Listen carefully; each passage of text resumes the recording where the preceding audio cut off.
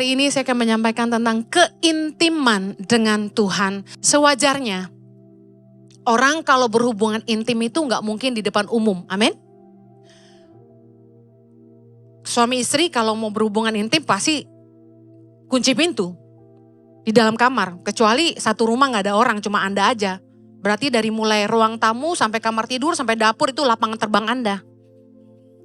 Tapi sewajarnya, tidak ada orang yang berhubungan intim di tempat terbuka, di tempat ramai. Demikian juga kita dengan Tuhan. Kalau kita pengen punya hubungan intim sama Tuhan, kita perlu punya tempat yang namanya tempat sunyi. Kita perlu pergi ke tempat-tempat sunyi di mana kita bisa sendirian dengan Tuhan. Saya sama suami saya, kalau siapin firman, saya tidak pernah mau satu ruangan dengan suami saya. Kenapa? Karena Pak Jojo ini multitasking.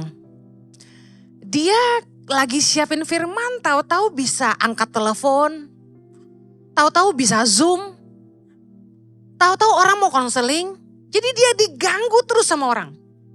Kalau saya siapin firman, handphone saya tengkurapin. Mau bergetar 1000 kali saya nggak angkat. Dan kalau saya siapin firman, saya harus sepi. Jadi saya selalu bawa iPad saya, turun ke bawah, dan saya sendirian. I love quietness. Tempat terindah bagi saya tuh kesunyian. Jiwa saya tuh suka ketenangan. Saya nggak suka hiruk pikuk, makanya saya jarang ke pesta kalau nggak terpaksa. Pesta pernikahan sangat amat jarang datang. Saya sukanya melayat. Kalau ada yang meninggal saya datang. Tapi kalau nikah belum tentu saya datang. Saya suka tempat sunyi yang gak berisik. Makanya heran ya, Ibu Heni kok khotbahnya teriak-teriak. Nah itu bukan saya tuh, udah pasti Roh Kudus yang pengurapi. Karena aslinya saya tenang. Jadi saya gak suka berisik. Lagu berisik pun saya gak suka. Metal gitu saya gak suka. Dan saya menemukan di dalam kesunyian lah kita bisa jujur sama Tuhan. Nggak ada kepalsuan. Kita nggak perlu jaim. Kita nggak perlu berpura-pura dan munafik. Kita bisa ngomong apa aja sama Tuhan. Pernah satu kali saya di kamar mandi, kan saya suka cerita, saya suka nyembah di kamar mandi. Saya tuh kalau di kamar mandi suka ngarang-ngarang lagu. Ala saya sendiri, ala Daud gitu loh. Saya kalau di kamar mandi shower itu saya mulai bermazmur. Tuhan hidupku milikmu. Segala yang ku miliki darimu. Wah saya nyanyi, sembarangan nyanyi. Tiba-tiba suara hordeng bunyi. Srek, saya langsung berhenti. Semua lagu hilang. Ada suami saya. Jadi saya menemukan tempat sunyi itu tempat terbaik kita bisa intim sama Tuhan seintim-intimnya. Kita bisa nangis, kita bisa teriak, kita bisa ngomong apa aja sama Tuhan. Dan di dalam kesunyian, kita bisa rasakan Tuhan. Kita bisa dengar Tuhan. Bicara lewat hati kita. Berbisik lewat rohnya. Di saat kita stres, tiba-tiba Roh Kudus itu bisa bisikin sesuatu, mengingatkan kita akan firman Tuhan. Yang pernah ngalamin itu lambaikan tanganmu. Dengar, itu sangat berharga. Tidak ada tempat yang jauh lebih indah daripada hadiratnya. Anda harus punya tempat sunyi. Boleh suka kumpul sama teman-teman, makan-makan, ngobrol. Aduh saya juga sayang sama teman-teman. Saya juga sayang sama orang-orang yang kami pimpin di gereja ini. Saya suka cita kalau bisa duduk ngobrol sama singer-singer, sama pemusik, sama tim care, sama pelayan Tuhan di gereja ini. Saya senang.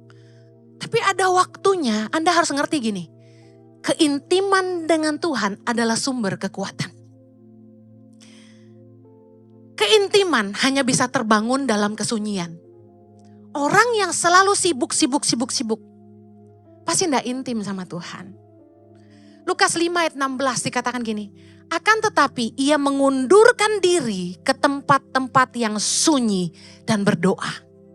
Markus 1 ayat 35. Pagi-pagi benar, waktu hari masih gelap, ia bangun dan pergi keluar. Ia pergi ke tempat yang sunyi dan berdoa di sana. Satu lagi, Lukas 4 ayat 42. Ketika hari siang, Yesus berangkat dan pergi ke suatu tempat yang sunyi. Tapi orang banyak mencari dia, lalu menemukannya dan berusaha menahan dia supaya jangan meninggalkan mereka. Lihat, baik siang, malam, pagi, Yesus selalu cari tempat sunyi. Seperti Daniel yang berdoa sehari 3 kali. Di setiap kesempatan di hidup kita, di tengah-tengah kesibukan kita, jangan hanya terpattern pagi-pagi benar. Tapi kapanpun dan dimanapun Anda punya waktu, pasti bisa punya waktu kalau Anda bikin waktu. Anda harus cari Tuhan. Tidak perlu lama, tidak perlu susah payah. Tuhan hanya sejauh doa. Kalau gereja dulu pernah mengajarkan, gereja zaman dulu mengajarkan mau ketemu Tuhan saat teduh itu harus ditata dari mulai halaman, bait suci, ya baru ruang kudus, ruang maha kudus gitu ya. Kita harus bahasa roh dulu, baca 1-2 ayat, mulai lagu penyembahan ucapan syukur, lagu setengah ngangkat, setengah paling ngangkat, baru ngangkat. Lama banget mau ketemu Tuhan. Keburu ngantuk gak saudara?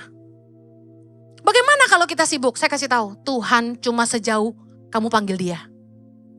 Anda lagi kerja, seperti saya, sering. Ketak-ketik, tiba-tiba Roh Kudus jamah saya. Saya diam, pejam mata, saya panggil.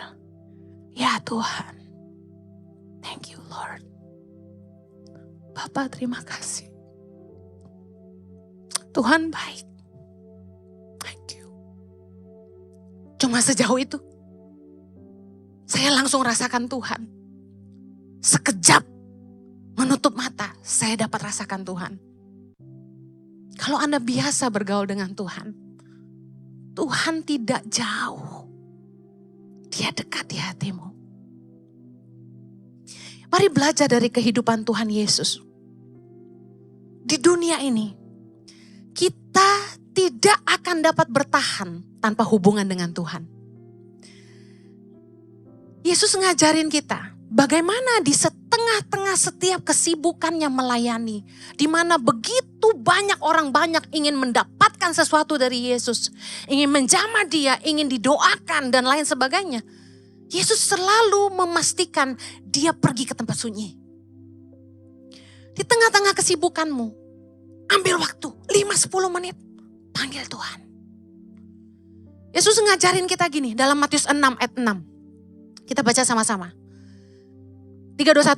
Tetapi jika engkau berdoa, masuklah ke dalam kamarmu, tutuplah pintu, dan berdoalah kepada Bapamu yang ada di tempat tersembunyi. Maka Bapamu yang melihat yang tersembunyi akan membalasnya kepadamu. Saya kasih tahu, doa bukan untuk dipamerkan. Doa adalah cara kita membangun hubungan dengan Tuhan. Sederhana yang Yesus ajarkan. Waktu kamu mau doa, jangan lakukan untuk dilihat orang. Apa maksudnya kamu masuk ke kamar dan tutup pintu? Kamu harus punya tempat sunyi di mana gak ada orang yang lihat kamu dan cuma ada kamu sama Tuhan. Sekali lagi, ketika cuma ada kita dengan Tuhan, kita bisa ngomong apa aja. Saya agak terganggu kalau suami saya bangun. Jadi kalau dia belum bangun, saya masih bisa duduk di ranjang dan berdoa. Tapi ketika Jojo mulai, saya dengar dia pakai sendal mau ke toilet, saya langsung berhenti. Karena kurang asik ketika ada yang ganggu kita lagi intim, benar gak sih? Anda harus pastikan biarpun suami istri, Anda punya tempat sunyi sendiri. Saya mau bahas, belajar dari hidup Tuhan Yesus. Apa yang menjadi buah dari keintiman dengan Tuhan? Buah dari keintiman dengan Tuhan yang pertama adalah belas kasihan. Katakan belas kasihan. Yesus itu punya belas kasihan akan jiwa-jiwa.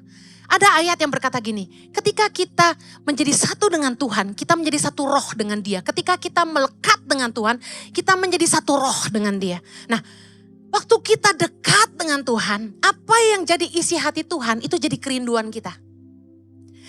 Belas kasihan Yesus akan jiwa-jiwa. Mari lihat, Matius 14 ayat 14. Ketika Yesus mendarat, ia melihat orang banyak yang besar jumlahnya. Maka tergeraklah hatinya oleh belas kasihan kepada mereka. Dan ia menyembuhkan mereka yang sakit. Satu lagi, Markus 1 ayat 41. Maka tergeraklah hatinya oleh belas kasihan.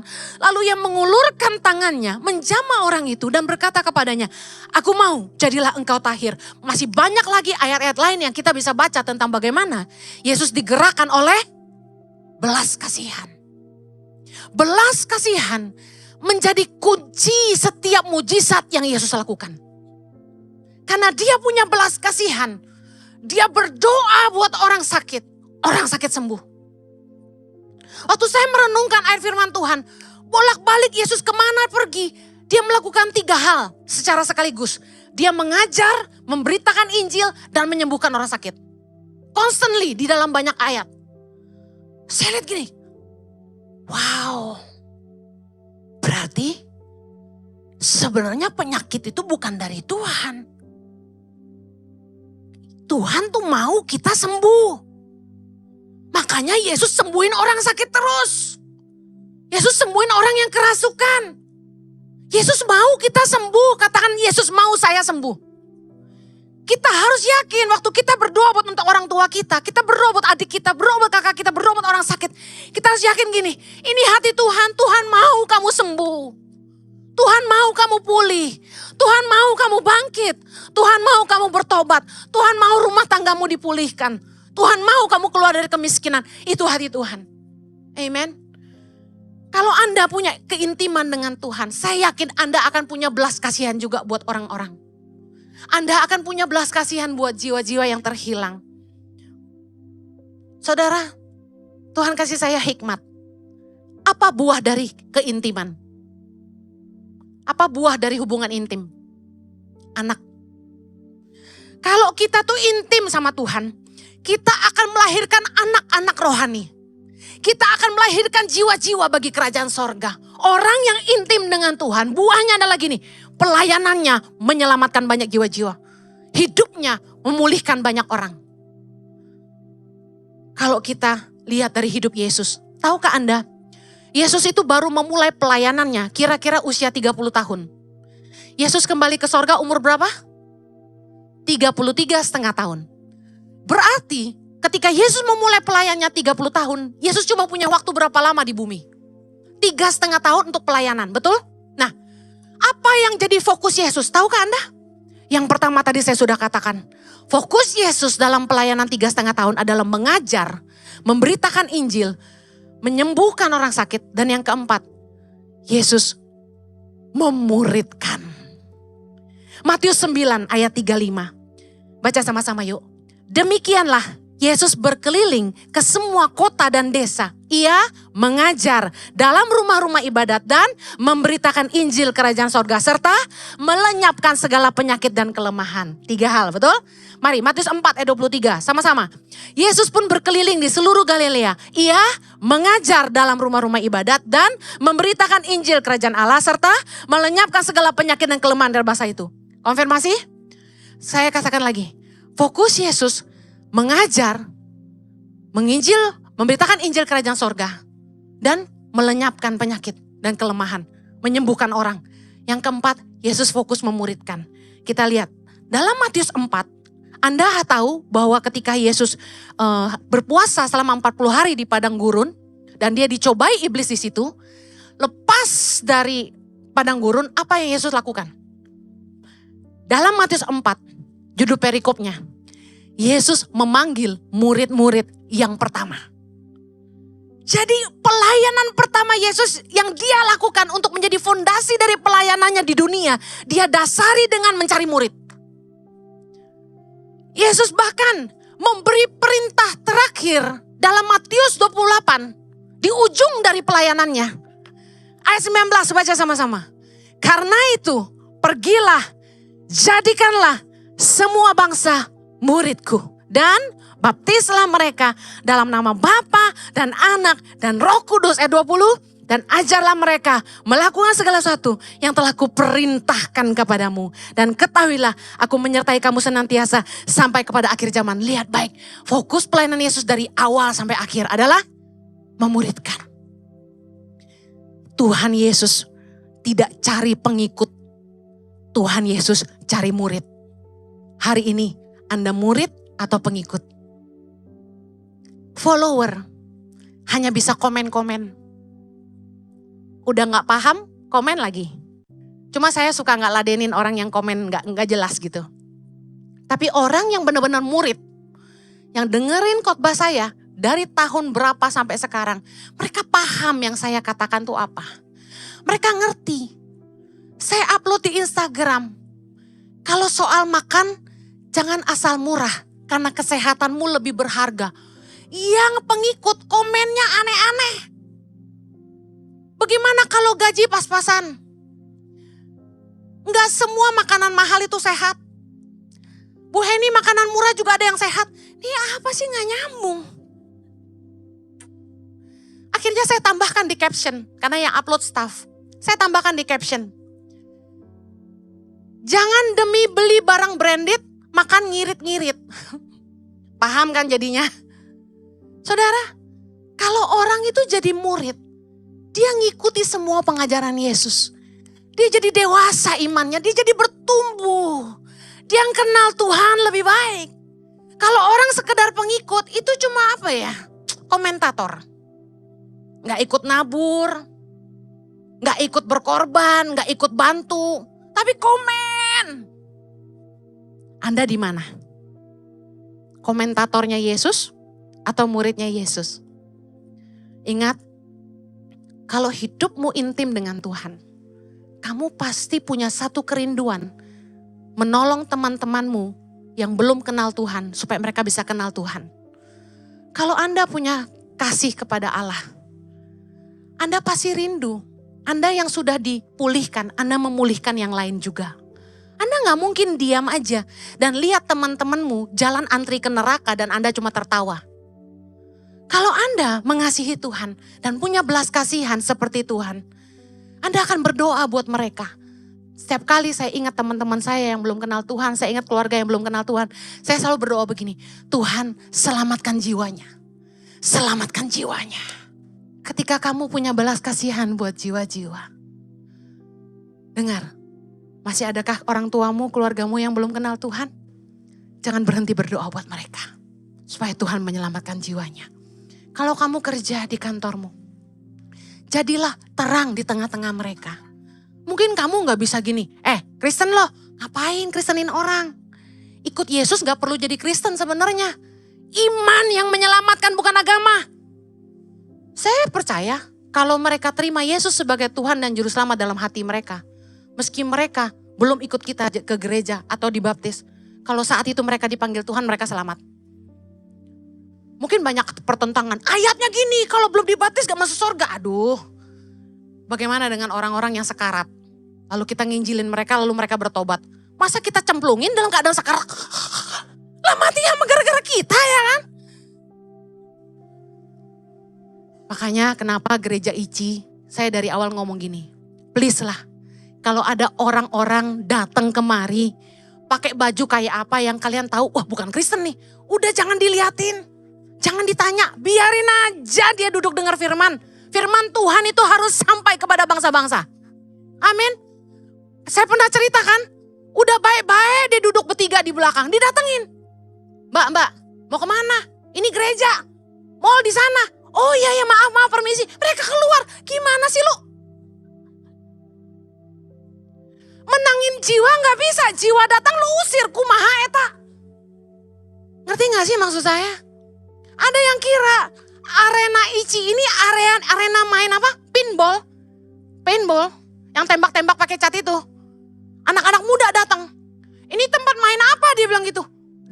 Saya langsung semangat. Wah, gue bikin tempat main beneran nih kalau gitu. Bisa kalau kursi-kursi kita angkat nih, kita main paintball di sini, bener gak? Timbul ide bisnis, gue langsung. Bukan bisnisnya, menangin jiwanya. Kalau tampangnya kayak bioskop, bodo amat kita bikin XX1. Apa? Nonton bola bersama. Cia. Saudara, apalah caranya supaya menangin jiwa gitu loh. Saya tuh terbakar banget buat menangin jiwa. Biar gue dibilang pendeta sesat gak apa-apa. Biarpun saya dibilang pendeta cetek, biarin. Memang orang buat bertobat perlu pendeta yang cetek kayak saya, gak apa-apa. Karena kalau yang terlalu susah gimana dia mau tobat, mikirin lu ngomong aja udah pusing. Haleluya. Alkitab mencatat tentang murid-murid Yesus. Ada 12 murid Yesus dalam Matius 10 ayat 1-4. Ada 70 murid Yesus dalam Lukas 10 ayat 1. Ada 500 murid Yesus. 1 Korintus 15 ayat 6 yang menyaksikan Yesus naik ke surga. Dengar, fokus hidup Yesus 3,5 tahun. Memenangkan jiwa dan memuridkan mereka. Bagaimana dengan kita? Kalau Anda punya keintiman dengan Tuhan, Anda tidak akan pernah berhenti untuk menyelamatkan jiwa-jiwa bagi kerajaan sorga. Yang mau katakan amin. Yang berikutnya, buah dari keintiman adalah kedamaian dan pengharapan. Mazmur 62 ayat 2, kita baca sama-sama.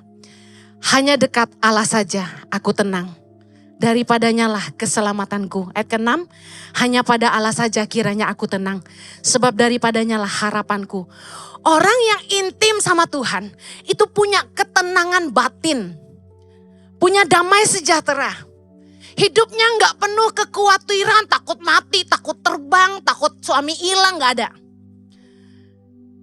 Dia punya iman dan pengharapan kepada Tuhan. Orang yang melekat dengan Tuhan pasti punya iman.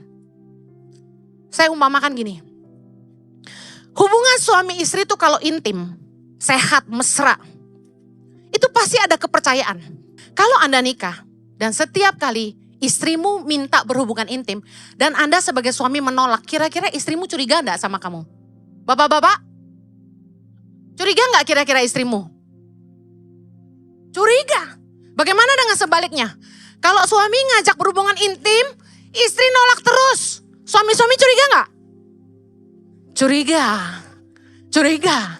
Dan saya kasih tahu, kami konseling banyak sekali suami-suami yang menolak hubungan intim sama istri. Aneh. Saya bilang, di mana-mana teorinya, kucing gak pernah nolak ikan. Ini bener-bener ikan dimuntahin.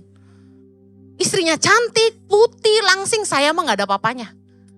Tapi dia gak mau berhubungan intim sama istrinya. Nih ada penyakit apa nih, ya kan? Kemudian, yang istri, suaminya sayang sama dia, kasih duit banyak. Tapi tiap kali diajak berhubungan intim, alasannya, kamu tidur duluan, kamu tidur duluan. Sampai puluhan tahun gak berhubungan intim.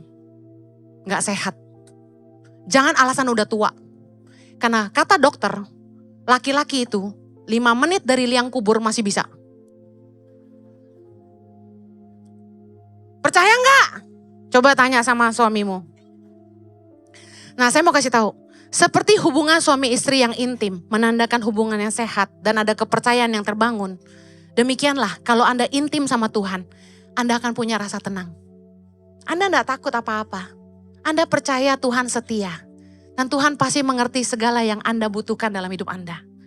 Matius 6 ayat 31 ketika Yesus berkata, sebab itu janganlah kamu khawatir dan berkata, apakah yang akan kami makan? Apakah yang akan kami minum? Apakah yang akan kami pakai? Ayat 32 berkata, semua itu dicari bangsa-bangsa yang tidak mengenal Allah. Akan tetapi Bapamu yang di surga tahu bahwa kamu memerlukan semua ini. Sama-sama katakan, Bapakku tahu yang aku perlu. Pejamkan matamu dan angkat tanganmu dan bilang ini, Bapakku tahu yang aku perlu. Bapakku tahu yang aku perlu. Kalau Anda intim dengan Tuhan, Anda punya rasa tenang. Hanya dekat Allah saja aku tenang. Daripadanya lah keselamatanku. Ketika Anda dekat dengan Tuhan, Anda tidak khawatir dengan hidupmu. Kemarin kami baru pulang dari Holy Land.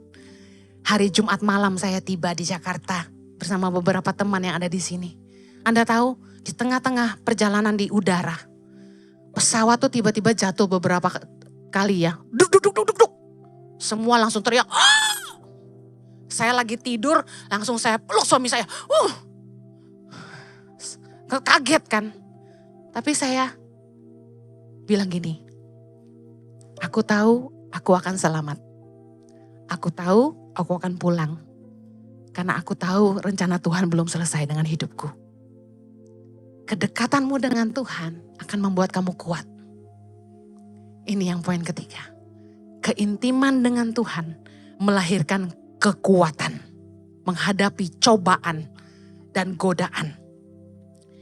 Mazmur 28 ayat 8. Tuhan adalah kekuatan umatnya. Katakan amin. Benteng keselamatan bagi orang yang diurapinya. Anda ingat waktu Yesus dicobai di padang gurun waktu dia puasa 40 hari? Apa yang bikin Yesus kuat? Kedekatannya dengan Tuhan. Makanya dalam Matius 26 ayat 41 Yesus bilang begini.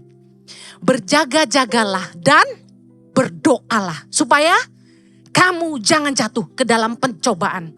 Roh memang penurut, tapi daging lemah. Dengar baik, kalau kamu mau kuat menghadapi godaan di hidup ini, kamu harus intim dengan Tuhan. Makanya Yesus bilang, berjaga-jagalah dan berdoalah. Artinya kamu harus dekat dengan Tuhan supaya kamu kuat menghadapi godaan. Ketika kita suami istri dekat, akrab, mesra, intim. Ada orang yang coba main mata sama saya atau main mata sama suami saya. Kita akan menepis. Kita akan mengabaikan. Kenapa? Kami tidak punya masalah. Tapi coba kita punya masalah sama pasangan kita. Gampang gak kita digodai orang? Gampang. Apalagi pacar lama yang kita pernah cinta. Dia tanya kita gini, kamu baik-baik aja? Kita langsung tumpah, enggak baik. Dengar, kalau kamu intim dengan Tuhan, kamu kuat menghadapi godaan. Yang terakhir, kalau kita dekat dengan Tuhan, kita akan kuat menghadapi cobaan hidup. Apapun badai kehidupan yang kita alami, kita akan kuat. Ingat waktu Yesus mau menghadapi salib, apa yang dia lakukan di Taman Getsemani? Dia berdoa. Dia enggak cari, oh gua kenal tuh yang pemimpin wilayah ini. Gua kenal sama kapten prajurit Romawi yang anaknya gue pernah sembuhin. Prajuritnya, perwiranya pernah aku sembuhin. Aku cari dia untuk nolong aku. Yesus gak lakukan itu. Ketika Yesus harus menghadapi salib, dia ke Taman Getsemani. Meskipun dia takut, dia gentar, 3 kali dia berdoa yang sama. Tuhan kalau boleh cawan ini lalu daripadaku. Tapi bukan kehendakku yang jadi, tapi biar kehendakmu. Dia sangat ketakutan dikatakan firman Tuhan. Tapi Anda tahu apa yang dia lakukan? Lukas 22 setelah dia berdoa ketiga kalinya, 45 dikatakan gini. Lalu ia bangkit dari doanya. Lalu ia bangkit dari doanya. Saya yakin setelah malaikat menguatkan dia, di situ dia beroleh kekuatan dan dia bangkit dan pikul salib dan mati buat kita. Kekuatan doa, keintiman dengan Tuhan membuat kita kuat menghadapi godaan dan cobaan hidup. Jangan sok kuat dan jangan malah jauh sama Tuhan. Ada orang yang berkata gini, saking banyaknya masalah gue udah gak mau cari Tuhan lagi, gue udah gak bisa doa lagi. Salah. Firman Tuhan berkata dalam Yakobus 4 ayat 8, mendekatlah kepada Allah dan ia akan mendekat kepadamu. Tahirkanlah tanganmu, hai kamu orang-orang berdosa, dan sucikanlah hatimu, hai kamu yang mendua hati. Kalau Anda jatuh dalam dosa sekalipun, jangan menjauh dari Tuhan. Menjauh adalah pilihan yang salah. Mendekatlah kepada Allah, maka dia akan mendekat kepadamu. Saya akhiri, berdoa adalah bukti kita mengandalkan Allah.